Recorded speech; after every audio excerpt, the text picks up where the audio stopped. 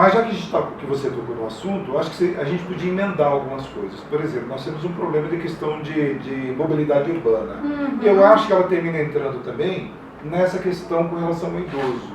E até o próprio respeito que deveria ter dentro do metrô, dentro dos ônibus. Porque eu também pego, às vezes, o metrô ou um determinado ônibus, as pessoas ainda não aprenderam que aquele pedacinho é para o idoso. E às vezes você vê o idoso de pé e o cara sentado, né?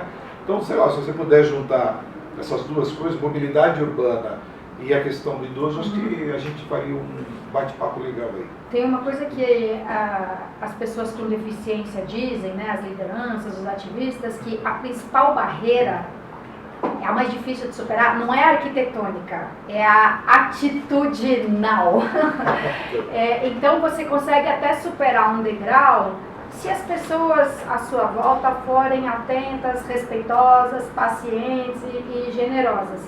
Então a gente precisa sempre lutar por acessibilidade do ponto de vista, né, da arquitetura mesmo, da disposição de mobiliário dos bancos e tudo. Mas no caso dos ônibus, por exemplo, com ou sem degrau, com ou sem elevador para cadeirante, os motoristas têm que ser muito bem orientados e depois exigidos para que sejam pacientes e compreensivos. E alguns são, dá vontade de bater palma, né? Alguns são maravilhosos. E outros não respeitam ninguém, muito menos os idosos. E ainda tem os problemas, assim, em grande escala, tipo, contratuais mesmo. As lotações, elas não são objeto de concessão e sim de permissão.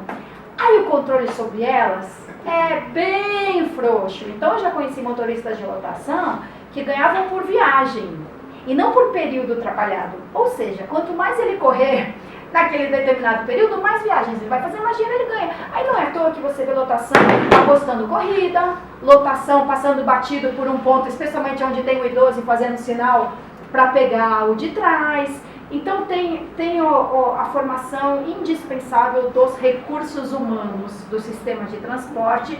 Aí tem sim a adaptação dos veículos, porque hoje em dia, quando um ônibus tem um lugar para uma cadeira de rodas, ele já ganha um selo de acessível. Mas aí os assentos preferenciais para idosos tem 2 degraus. É uma coisa absurda, ou é muito estreita atrás daquela barreira de proteção do motorista. Eu já vi idoso que não sentou no banco porque ia ter dificuldade de chegar. Ele sentou no degrau. Então, a gente tem que ser mais honesto em relação a isso, não chamar de acessível um veículo que não tem a menor condição para isso. Se faz uma propaganda enganosa com quase tudo, né? Então, parece que a sinceridade é algo que é proibido dentro da política. E uma das coisas que me chama a atenção é que você é muito verdadeira nas palavras. Eu já tinha falado isso para você. Não é o fato da gente estar fazendo um vídeo para mostrar para os amigos da gente, né, os apoios, como é que você pensa e tudo mais, que fez com que eu dissesse isso para você. Você é muito... as coisas estão na ponta da sua língua, você fala mesmo com muita sinceridade e tal. Então isso é bacana. É aí que eu acho que existe uma coisa combinada entre o que você fala e as suas ações. Por isso que eu fiz questão de bater esse papo com você, porque você está sendo direto, dizendo, olha, o cara senta no degrau, o cara faz isso, o cara faz aquilo. Então, é sem medo. Nós temos que falar para poder resolver. Eu recebo vários conselhos para ser menos sincero. Não, mas eu acho que você me conquistou pela sinceridade, pô.